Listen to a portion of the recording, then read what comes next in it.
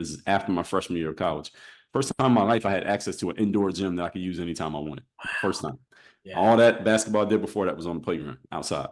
So I'm just going to use the gym. And it's a pristine, beautiful gym. That gym in Abington is still one of my favorite gyms to this very day because I spent that whole summer in there working out and nobody else was in the gym. Like all my teammates, after the season ended in like March, I never saw those guys ever again in person because they weren't ambitious about basketball. At that level, at the D3 level-ish, people play because they can, not because they have some hoop dream. And again, they were logical and reasonable about basketball. They know they weren't going anywhere.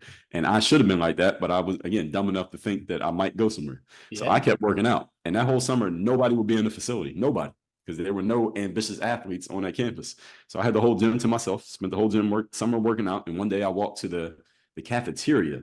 And this is where the guy who happened to be a basketball coach approached me. He just started striking up a conversation like, hey, what position do you play? Because I had on the basketball gear, but I wasn't in the gym. So I'm like, why is this guy approaching me?